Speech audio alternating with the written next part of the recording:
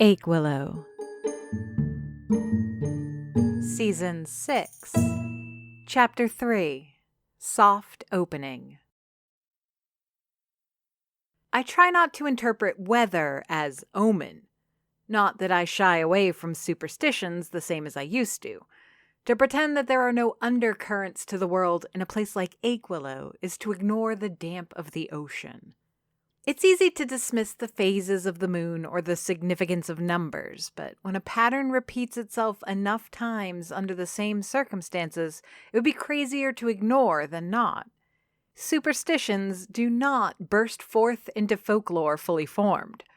They are born of long-term observation and the cataloging of these patterns. All of that supported by a healthy dose of fear and ignorance, I will admit.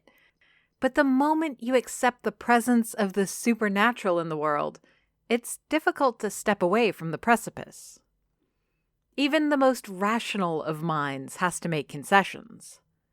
Not so for the weather, though. The data, if we can call it such, is all over the place regarding the weather and traditions.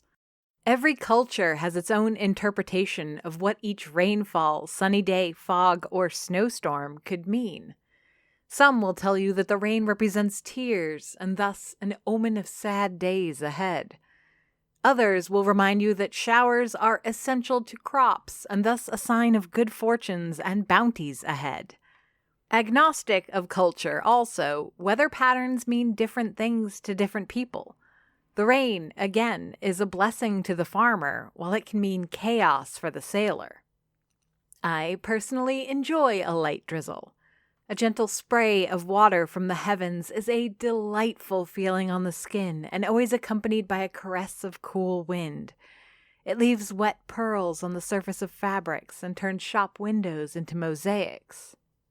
Standing in front of the Achewillow, my braided hair weighted down by an accumulation of moisture, I see the thin rain as a good omen despite myself. A harbinger of fertility for the grand opening of the cafe later this week. I've traded my winter jacket for a thick hoodie under a long green raincoat.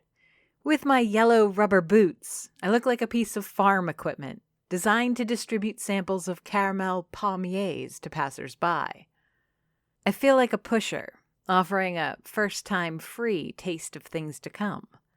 The flaky pastries are obscured by a fog of their own making, covering the inside of the cloche that protects them from the rain. Still, whenever someone walks close, I reveal them, a bait to my hook. The whole endeavor is a little silly, not only for my accoutrement and the weather conditions, but also because everyone already knows me here. Anyone walking down Rue Principale has seen the Achewillow before, and most have given me their patronage at some point or another. It's an indulgence to my pride, I admit. To crack open the cloche and release the sweet and buttery smell of the palmiers into the street. To finally give an answer to the question that has plagued me for months, following in my wake like an inquisitive shadow. When will the Achewillow open again? They would all ask, with nary a variation on the sentence structure. Well, for once, as they chew a bite of crispy flakes oozing with homemade caramel with just a hint of nutmeg, I can give an answer. Saturday, I announce, pointing to the sign on the door. With some luck, glass will have replaced the sheet of plywood by then. It does nothing to help my image that the door of the cafe is boarded up like this, but it can't be helped. Not to mention how much of a reminder of the crime it is. "Well, it's about time," Julia Remington calls out as she stops in front of me. Oswald, her enormous velvet Great Dane, sits obediently at her side. His head is level with hers, and his tail wags so vigorously as to send sprays of water off a puddle near his rump. "Aren't you going to offer me one of those samples?" she asks, licking her thin lips in the process. "Of course," I laugh. "And yes, I'm opening again on Saturday. I've taken enough of a rest, I believe. Are you planning on stopping by again?" Julia takes 2 pieces of palmier from the serving plate, the 2 biggest. putting one in her mouth and tossing the other in the air for Oswald to catch. Oh, perhaps not during the opening, but I plan on making my visits regular again, assuming the weather isn't too vicious on these old bones. She adjusts her scarf, a bright red knit that nearly matches her pristine boiled wool jacket. Well, if you can't, let me know, and I'll see to it a few things make their way to your doorstep. This has been the core of all my interactions so far. Everyone seems happy, giddy even, to see the Achewillow open again. A few ask about the door, a concern I dismiss as an unfortunate accident or a side effect of the cold. Anything to avoid talking about a stolen spoon. Julia is about to get on her way when the air gets a little more chill and the skies seem to darken a shade. The ever-present silhouette of the cloud worshipped in Achewillow cuts an imposing form on the gray ceiling above, but it isn't its shadow that obscures my day. Julia! The name sounds like cold syrup in my ears, too sweet and too thick. It's almost like aspartame, but with the texture of glue. Pretending to be something pleasant, but a hollow, artificial experience in the end. Ophelia, Julia replies with open fondness. The two embrace, and even Oswald is beside himself with joy at the chance meeting. It's so nice to see you in town, Ophelia offers, holding the old woman at arm's length to better inspect her. She's wearing a pair of blue jeans and an off-white down jacket. Everything else on her person is knit. Beanie, gloves, scarf. I bet her underwear is knit. Well, Julia answers, one can't stay cooped up forever, you know. I'd rather they find me dead on the street than sitting on a couch at home.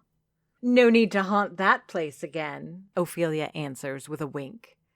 The two go on like this for a while, blocking the sidewalk so that no other pedestrian can reach me for a free sample. The rain has started to come down harder and colder, soaking through my pants and sending a shiver up my spine. Or is it the irritation and loathing having this effect? Eventually, Oswald shakes himself off, spraying everyone with raindrops accumulated on his short fur.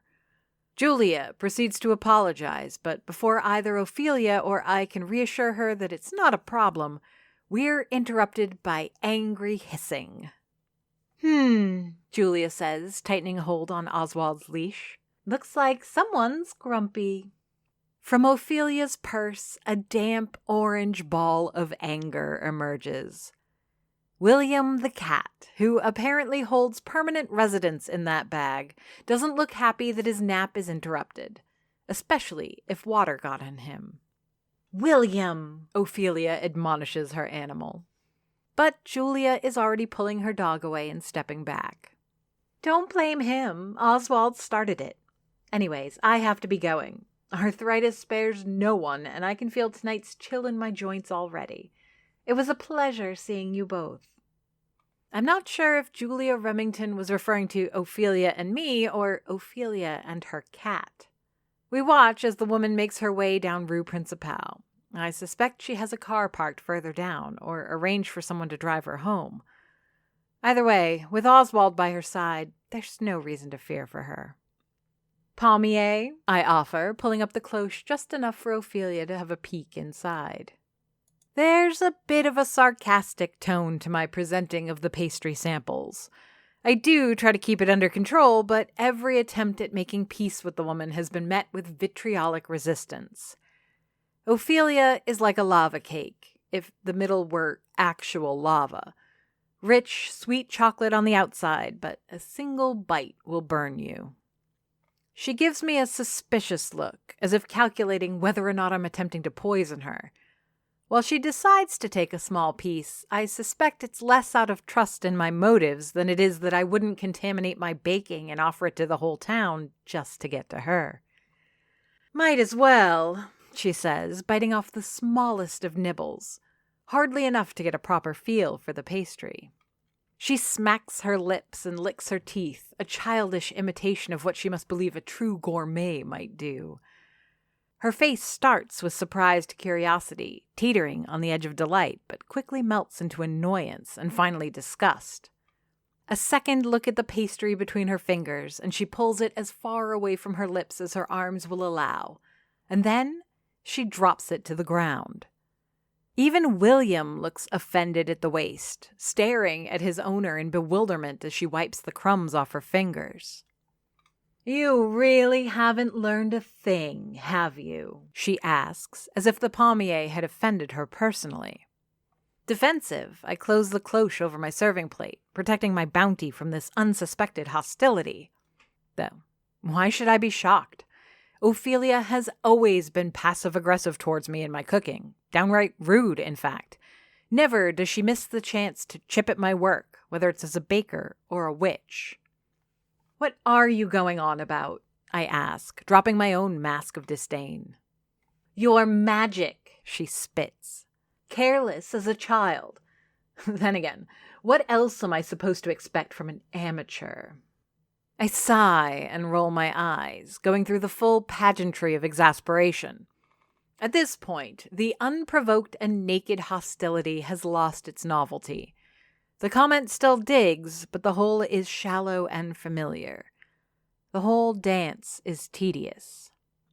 "And what is it this time, Ophelia? How did a simple, flaky dessert manage to offend you today?"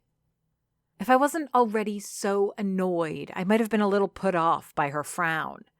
Frail little thing is as small as Gulliver is big, and her skin may as well have never been touched by the sun. She doesn't look sickly, but that's only because a hint of red has found its way onto her cheeks. All that to say, Ophelia lacks many of the tools associated with intimidation, but there's something about her frustration right now that pushes those limitations. "They taste of fear, need, and pride. That's caramel, butter, and a touch of nutmeg." I attempt to make my reply as sarcastic as possible, a childish rebuke. "Ugh." She stomps her boots in the icy water.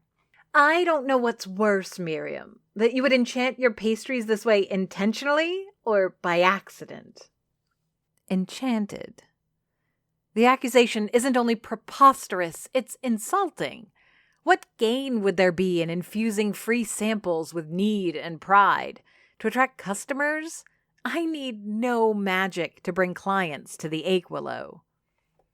"You're delusional," I say, back straight and shoulders firm. Ophelia takes a step back, jutting her chin in my direction.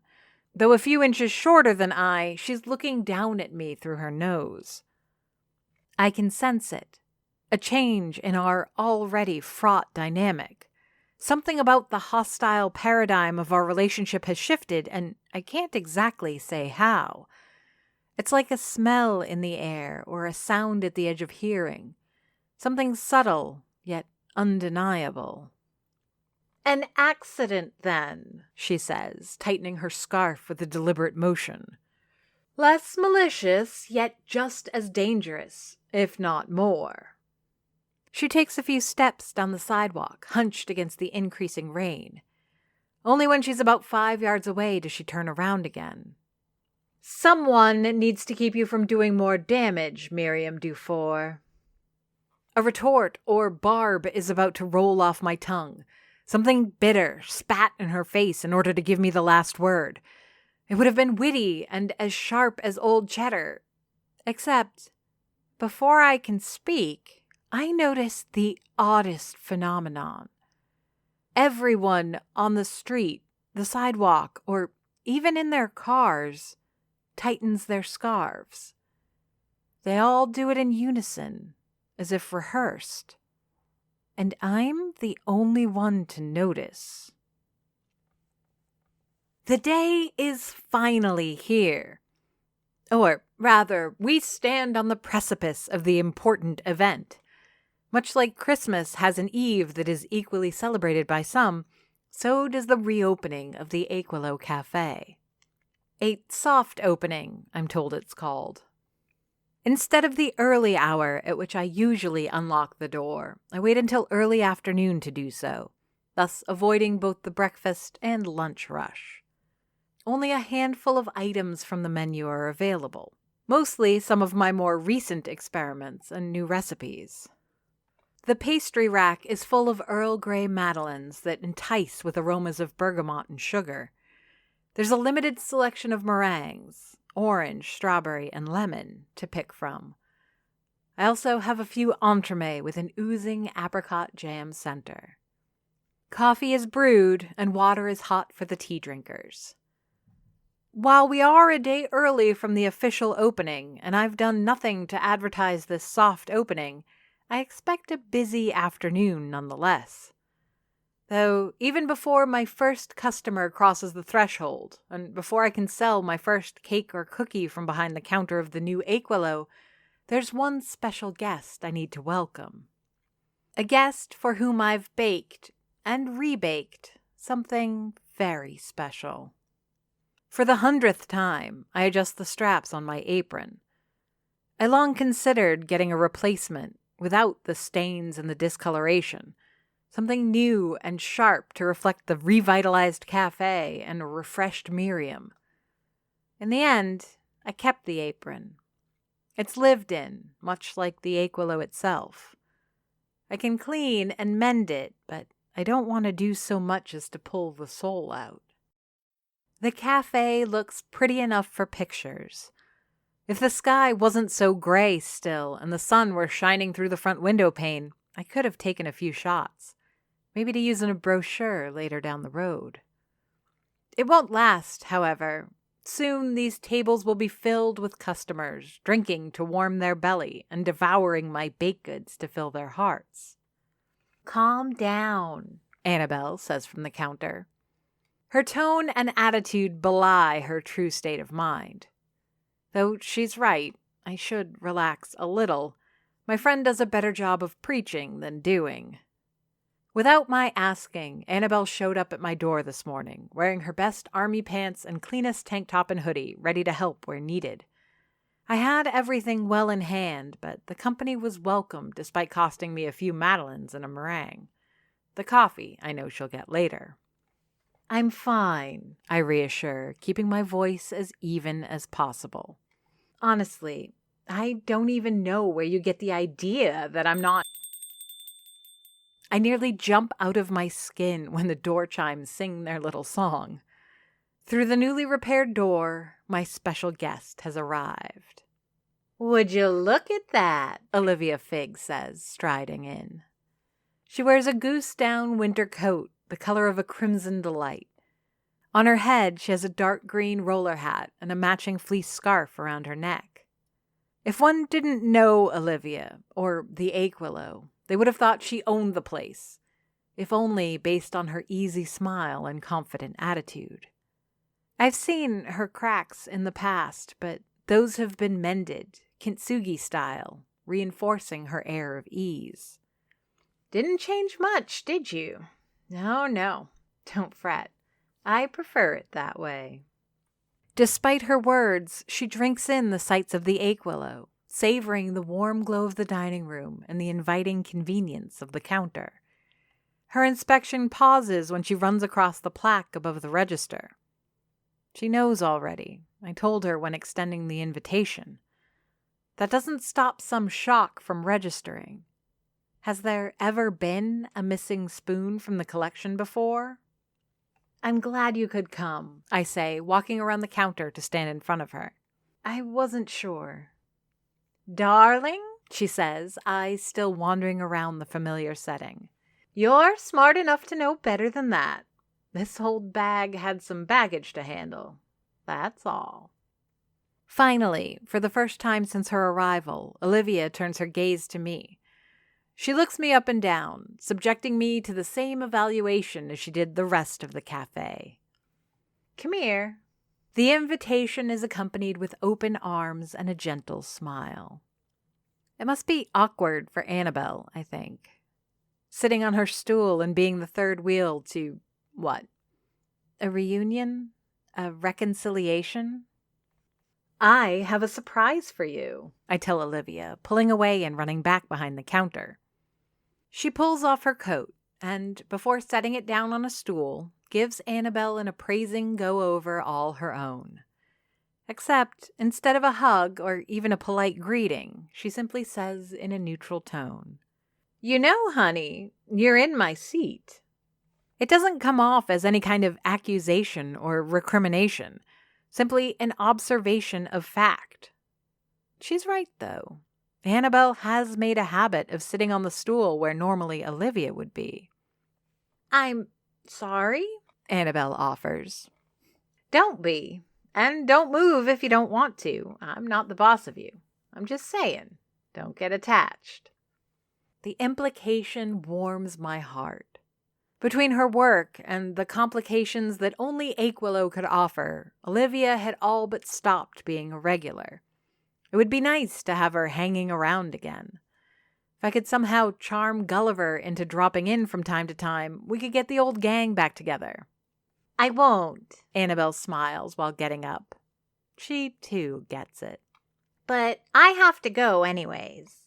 My young friend waves her phone in my direction, as if the black tile contained some significant secret that I already knew.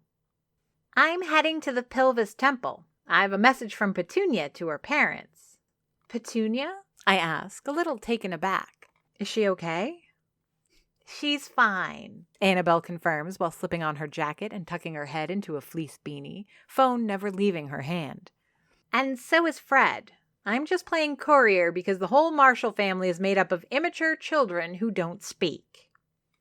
I remember talking to the Marshalls. I wouldn't call them immature, but they are set in their ways like a panna cotta with too much gelatin. That is to say, overly so. All right, I capitulate, sacrificing my curiosity to the moment. Can you do me a favor then?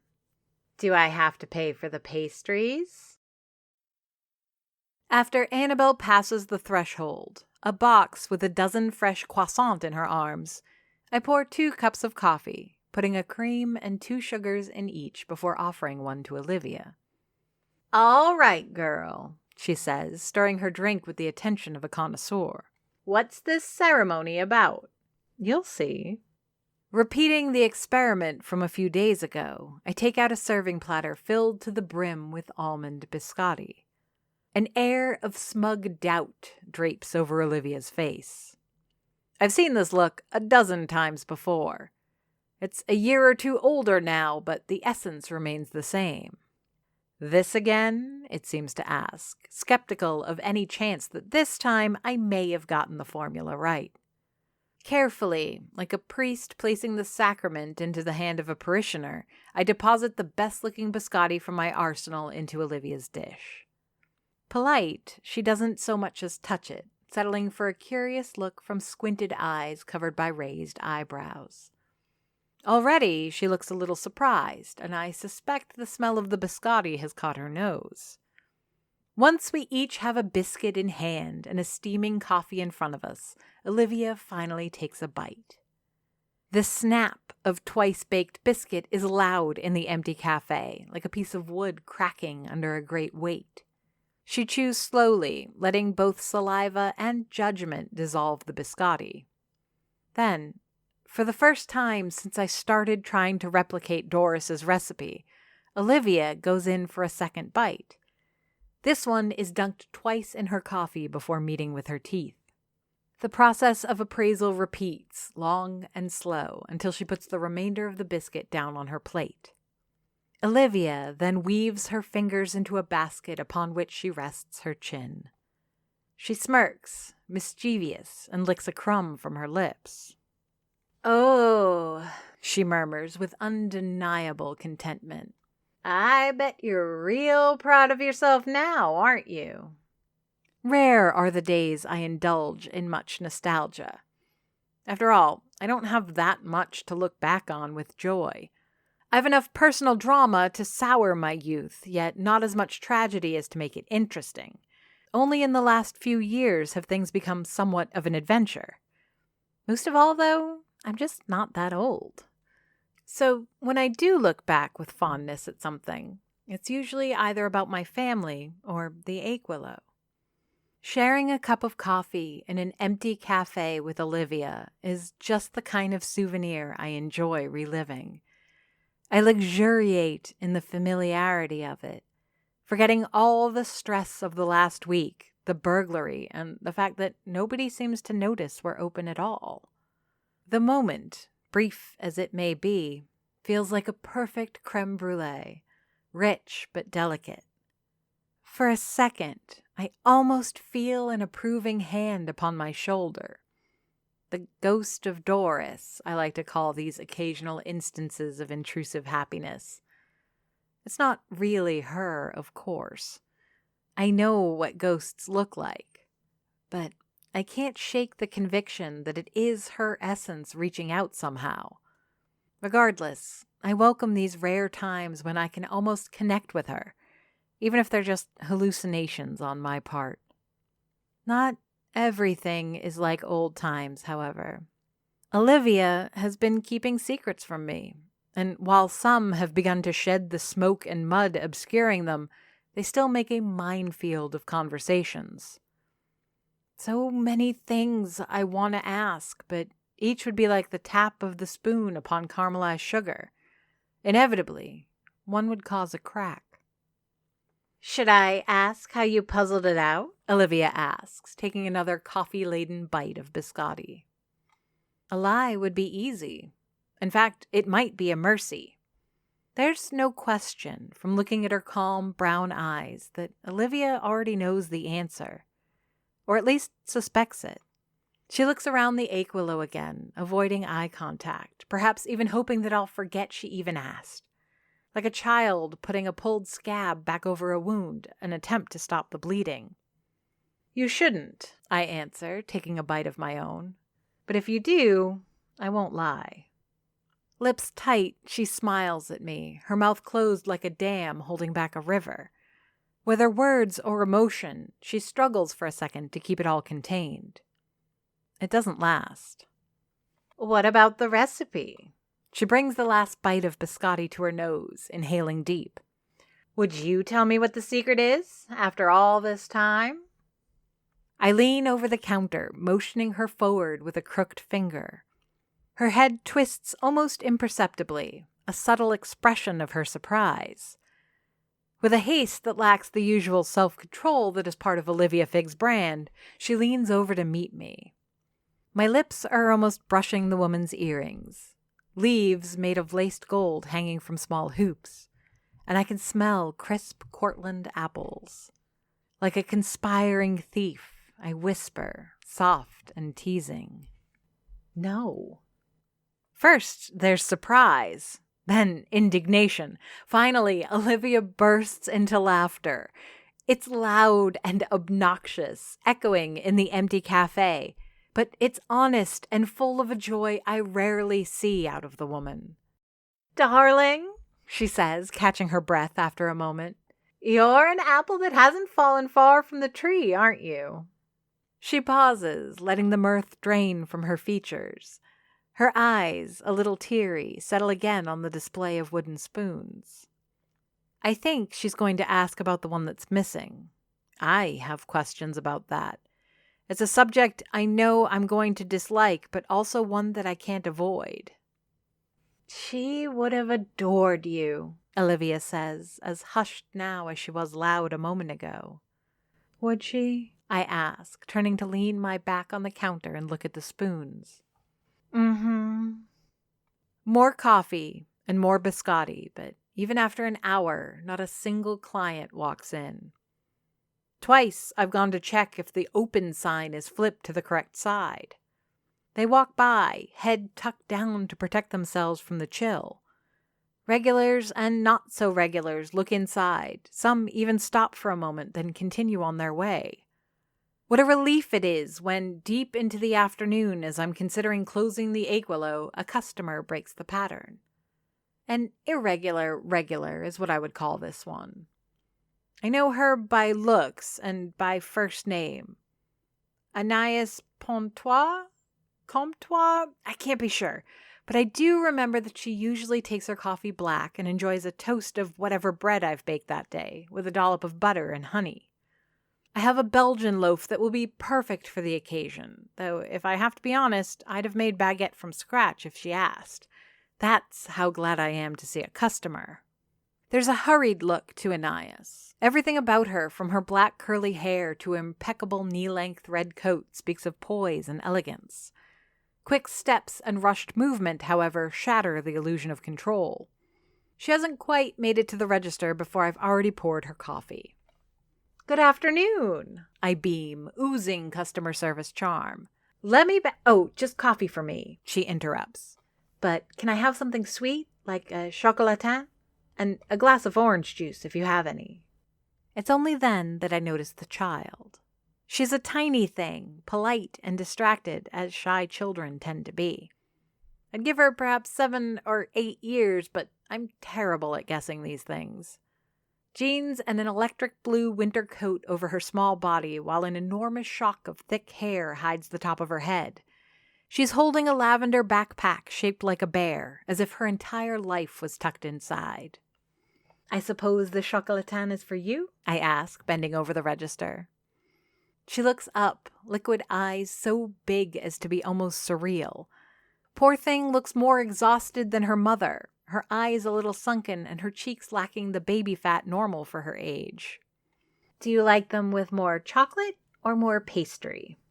"Chocolate," she mouths, barely audible. "Coming right up."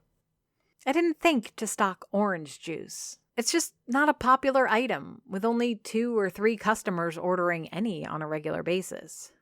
But one is never without orange juice if they have oranges. By the time I walk out of the kitchen, glass in one hand and chocolatin in the other, Anais and the girl have already taken over a table. I fill up a platter, making a point to include the cup of coffee I've poured before walking to serve them. The girl has emptied the contents of her bag around the table. Leaning on the back of each chair, sitting atop the table, 3 more guests wait for service. One is a brown teddy bear with a white silk bow around his neck. He looks regal and new, despite having been crushed into the tiny bag. Opposite the bear is a small doll, the elegant type meant to be dressed up in a variety of trendy outfits. Though she's missing a shoe, the rest of her miniature clothes are impeccable and remind me of Anais. Between the two, and opposite the child, there's a rabbit. A polite word to describe him would be venerable, but the truth is the toy is old, used, and well-loved. Anais smiles at my approach, but quickly returns her attention to the child. "What do we say to the nice lady, Nini?" Nini, which I assume is a nickname, doesn't bother looking up. She's far too busy setting blue plastic plates and pink plastic utensils in front of her guests. "Thank you," she says, more rehearsed than heartfelt. I can't blame her. I, too, would prioritize setting a nice table over pleasantries. "Okay, Nisha?" Anais struggles a little to get the girl's attention. "I'll be back in just an hour, maybe a little longer. You stay here, don't get in the way, and eat your chocolatin. When Mommy comes back, we'll go feed the squirrels before going home." I finish putting down the plate and glass of orange juice before walking back to the register. Anais is already digging through her purse, pulling out a leather wallet from which she fishes out a plastic card. "I'm really sorry to have to say this." I push the words reluctantly from my mouth. "But you can't just leave your daughter here." "I know," Anais pleads, handing me the card. "I wouldn't if I had a choice. I swear, it's a one-time thing." It feels wrong to be shaking my head. There's so much about this doing the right thing at the moment that feels wrong. Am I being responsible, or am I just afraid? I can't. This isn't a daycare, and if I have more customers, I won't be able to keep an eye on her. I'm also sure this is a huge insurance liability. "I'll look after her, Anais," Olivia pipes in, her interruption like a lifesaver. "You go do whatever it is you need to do, and don't worry about it." "Are you sure?" Anais directs the question at me, suddenly unsure if she should be imposing after all. The hurry from her entrance has taken on a new form, closer to panic now. When I answer, after a little hesitation, it's as if the words are spoken by someone else, a presence more benevolent than I, puppeteering my mouth to speak its intent. "Absolutely. Olivia can look after her if I get busy. It'll all be fine." It's a blessing that Anais has to go, or she'd be thanking me until sunrise for what is, in the grand scheme of things, a small favor. I watch Nisha wave goodbye to her mother before going back to distributing the chocolatin evenly between her guests. I wonder if she's going to pull out plastic teacups and share her orange juice the same way, but it seems the doll and stuffed animals only get a chocolatin today. They're in for a treat. Thanks for the save, I tell Olivia as we both look on. Oh, you shouldn't under any circumstances allow parents to leave their kids running around your establishment. Allow one of them the privilege, and before long you'll have every mother and father abandoning their brats to run around the Achewillow. But Nisha's a special case. Another of my regulars stops by the door. He looks in, and for a moment I dare hope he'll enter and order something. Anything would do at this point. Alas, he just tightens his woolen scarf before walking on. Did you see that? Mm-hmm. They've been doing it all day, I explain. Look. 2 women, Pierrette and Ava, who own the gardening shop at the southern edge of town, stop to look. With the day growing old and whatever light fading, it's becoming easier to look inside the cafe. Anyone looking in can see that I have customers, that I am open, and that I have delicious pastries and coffee waiting for them. Yet they too keep on walking, after tightening their scarves. I don't know much besides apples, Olivia says with authority. But I've known Doris my whole life and hung around this place for just about as long. She frowns, not so much with anger, but rather suspicion. And I know a ritual when I see it. Achewillow is written by J.F. Dubow and narrated and produced by me, Amy Frost. If you enjoyed this podcast and would like to hear more, please rate and review us on Apple Podcasts or your preferred podcast platform. Want to support the show? Buy us a coffee. Go to ko-fi.com/Achewillow to donate. Achewillow has a Patreon. Visit patreon.com/Achewillow for details. Follow us on Facebook, Twitter, and Instagram under the username Achewillow.